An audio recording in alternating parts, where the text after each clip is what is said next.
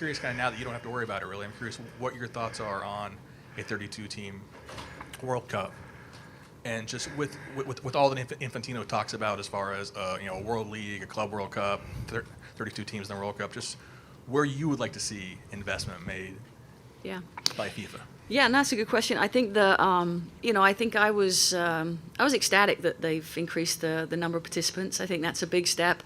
I think with that you sometimes will get lopsided scores in terms of teams growing, but I think we can just see the velocity at which the women's game has grown over the last 4 years in terms of 2015 to 2019 to now. So I think that's great. I think the FIFA seems they want to increase. I think it was a good, not lesson, but I think it was a real eye-opener to them just to see how marketable, how fan-friendly, how exciting the women's game is in terms of being able to promote it and gain sponsorship. So I think overall, I think that the World Cup did exactly what I was hoping for it to do in terms of selling our sport to more people, reaching more people, and I think FIFA is going to take note of that. In terms of hope, everyone's batting around the money. You want to see the growth in that department as well, for sure. What's your take now, looking back, and I guess looking ahead as well, at the labor issues and the players' interests going forward, and what they've achieved and how they've performed?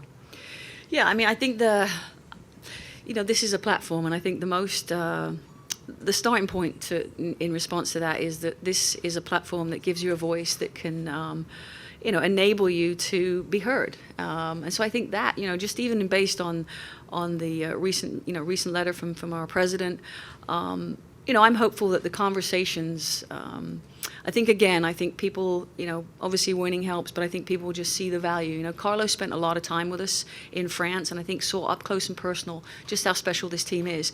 So I think the hope is that these conversations, and they get closer and closer in terms of an outcome. I've always said, people advocating for themselves is, I think it's tremendous. I want my kid to advocate for herself. So I think our players, and I've always supported our players advocating for themselves. I think that that's important.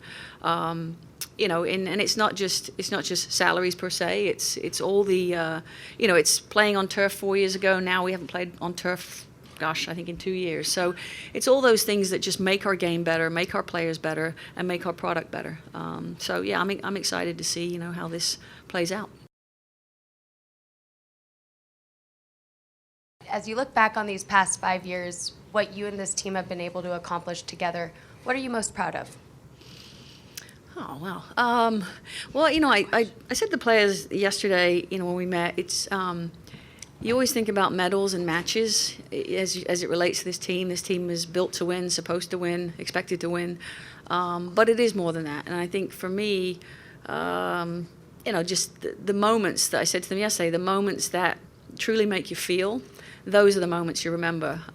It was seeing the video of Sammy Mewis's parents celebrating. It was, seeing Carly score in her 4th World Cup. Like, those are really special moments. So it's not just all of it together is amazing, but I think touching those little moments where you connect to people and you see joy. I mean, I said to them yesterday, sometimes part of this process is hard, and it's but that's a wave. The crest and the trough go together to make it, and that's what I think this journey's been. It's but truly I'm proud of where we are and what we're doing, and I feel like the team has continued to evolve.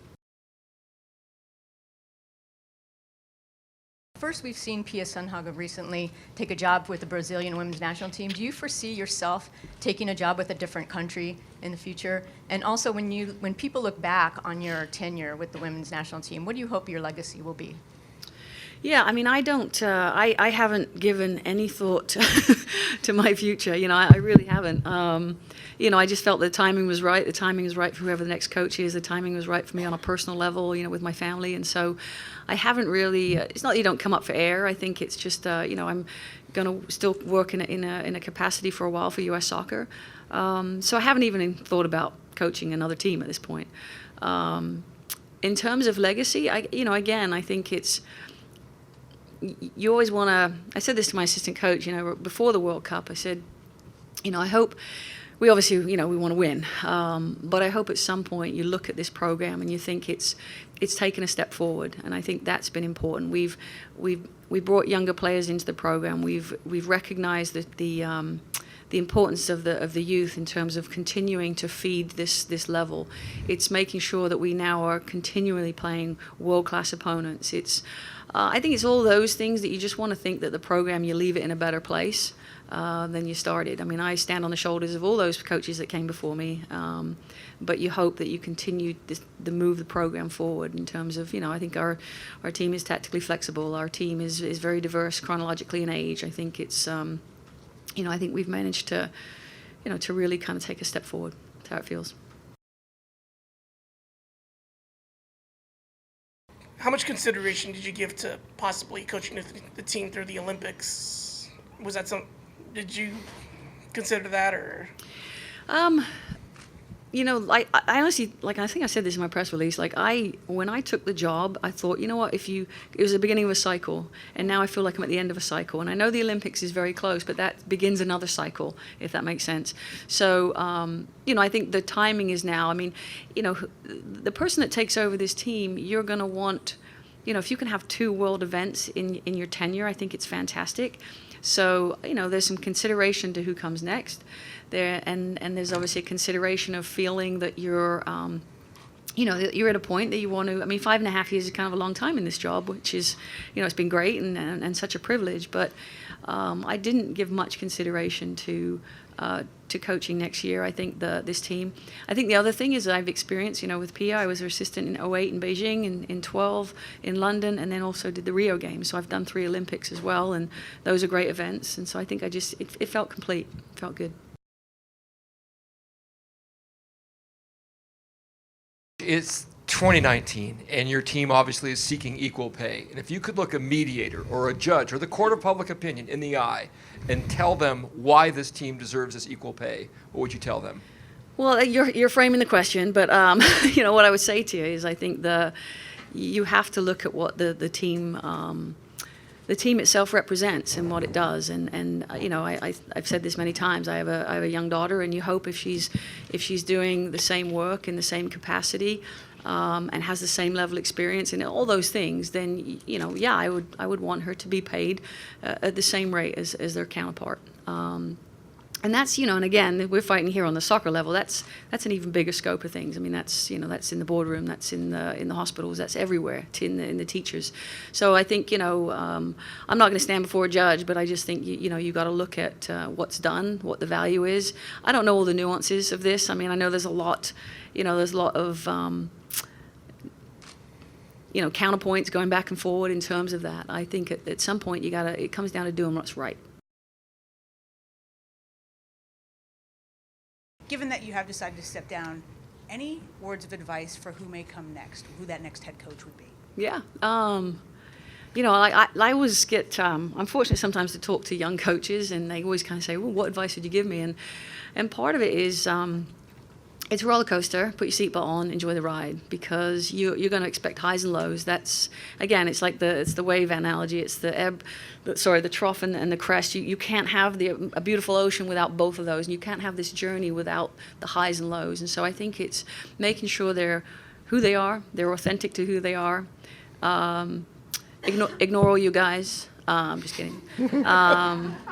And do it their way, with their vision and how they want it to look. I remember when when I took over the team, it was a pretty close run up, I felt, to the World Cup. But then after that, I remember having a conversation with my assistants, and I said, this is what I want the product to look like. Let's work hard to get to that point.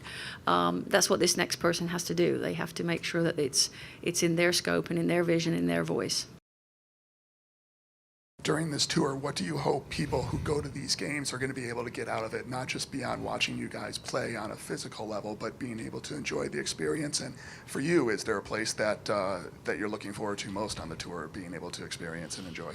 Actually, it's pretty special. Like, my daughter was like, "Oh, I remember coming here when I was little, when I was at UCLA." So this is a great place to be and a great place to kind of kick this thing off. I think it's wonderful. again, I said to the players last night, we want to keep you healthy. We want to share the love and the load. That means, playing time. And we want to share this summer with our fans. Like, that's what we want to try and do in terms of how we play and feed off of their energy, but also, show up close and personal what this team is about and kind of share that experience. In a way, it's saying thank you to the fans because even though, well, first of all, we had obviously tons of people travel to France, and that was an amazing thing. And then obviously we had a lot of people watching, and so for us to almost give back to the fans, I think that's part of what this celebration is about. It's being close to them. Being here at the Rose Bowl and thinking about Brandy and her goal and then the unfortunate controversy that followed, and it being all these years later, do you think that, how, if at all, has the box that we put these women in as role models changed? So, yeah, I mean, I think it's, that was a big moment, and I think Brandy's the first person to say it was that moment, but it was obviously all the other players, the coaches, it was everything that was a part of that moment that group did. It was kind of the catalyst of a movement, right, in terms of suddenly taking this game to a level where it reaches a bigger audience, it touches more people, it attracts more investment. It was just kind of a touchstone, I think, to what came next. I think it's, again, I talk about walking on the shoulders of other people. I think that was, for this current team, that was, for some of them, it was the inspiration to play because they had the posters of those players on their walls. So I think, I think it's just, it's just a wonderful, I think it's fitting that we're here, but I think it's just a wonderful moment that pushed us forward and upward, for sure. You said that you might want to coach a men's team, and that seems to be highly unusual. What do you think has to happen until it's not even something we talk about? Yeah, I mean, I think, within the context of that, it was, because I'll be honest with you, do I have a burning desire to coach a men's team? Probably not, because I really enjoy coaching what I'm doing. And so most people see that as an elevated step, and I feel pretty good about the step of where our program is and where our team is. So I think that's, part of the complete answer to that is, it would be different. Is it necessarily, I think general public maybe say, oh, it's a step up. But, again, to me, it's, I think, I'm coaching the best team in the world. That's pretty fun. I hope it isn't something that becomes a talking point. I think it's just a natural part of it.